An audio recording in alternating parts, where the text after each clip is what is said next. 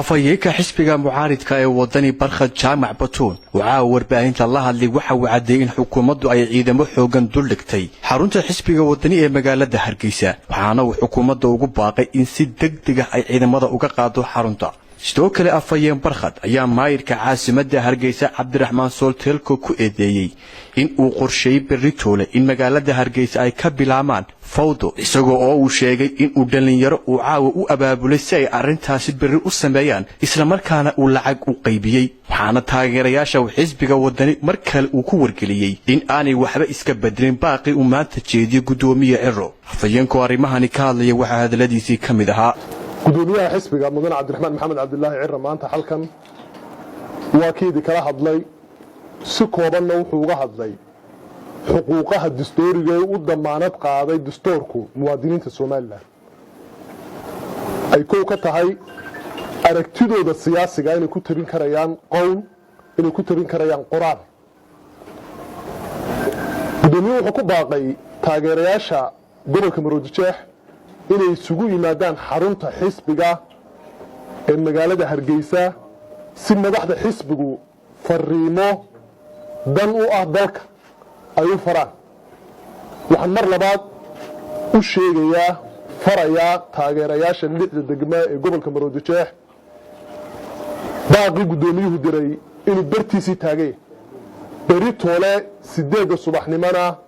xarunta xisbiga inay imaanayaan أنا وحنا إسكبدلين سدينات.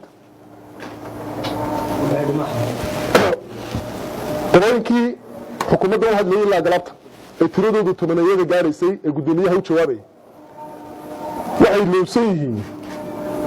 أي ده إسكترا يعني. أي ده كفر إنسان يعني. حيرش الدلكة لحقوقها ومواطنين السين. واحد لو سيهين. dastuurka iyo damaanada muwaadiniinta uu qaaday mas'uuliyiinta jawaabaysay waxa kamid ahaa ninka Soolteelko leeyahay Soolteelko warkiisa caawaan waana haddaan xisbiga wadanina wuxuu soo qaaday maatada milcida fadhida inuu naseexaynayo 10 sano sanka la gelaysa muddo xileedkiisa uu xaaraanta kursiga ku fadhiya damaantu maatada xasuusta marka daadku rogmanaya ubadka uu qaadayo hooyooyinka uu qaadayo mas'uuliyadiisa uu dayacay markuu cashuurtooda xaaraanta ku qaadanayaan sifada sharciga kursiga ku fadhiyo maatadu sheegay uu leeyahay dahabka suuqa yaala iyo lacagta suuqa taala soddonkaynana uu diyaariyay min $1,000 uu siiyay iyo fawdadu beritoole caasimada gelinayo waanu ka warqabnaa waanu ogna wixii ka imaada beritoole caasimada iyo dadka maatada hadda suuqa lagu baadhana Soolteelko ayaa mas'uuliyadeeda qaaday wuxuu Ciro ku baaqina suuq ma aha waa xarunta xisbigana adna joojin maysid mid kalena joojin maayo taageerayaashana waa lagu hadlaya xeerka damaanad qaadaya inaan ummadda isugu yeedno marka dastuurka laga yimaado waa xeerka ilaalinta anshaxa iyo nabadgelyada guud xeer number 15212 qodobka tobnaad firqadiisa labaad baa noo fasaxaysa inay taageerayaashu mas'uuliyiintu xisbiyadu taageerayaashooda xirmaha kula hadli karaya ciidanka booliska waxbaha handadina muwaadiniinta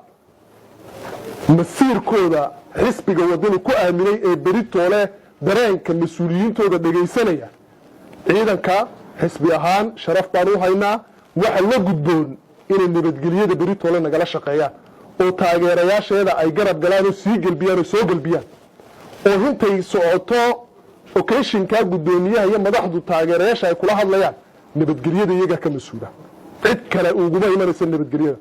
haddana xarunta ciidankaad keenteen ee boqolaalka gaaraya ka qaadalaan lana xarunta ciidankaas aad keenteen hadday joogayaanna ha noqdaan kuwa suga amniga muwaadiniinta dhageysanaysa fariimaha madaxdooda waxaan ku ururinayaa oo mar labaad aan u sheegayaa taageerayaasha degmooyinka Hargeysa ama gobolka Maroodijeex ballankii gudoomiyaha waxba iskama bedelin waxaana inay idin cabsi gelinin hadallada ka imanaya 10 nin ee maanta hadlayay qaylinayay iyaga sharciga ilaalin waayay waxa la idin sheegayaana waa badbaadada qaranka oo gacantiina ku jirta aad iyo aad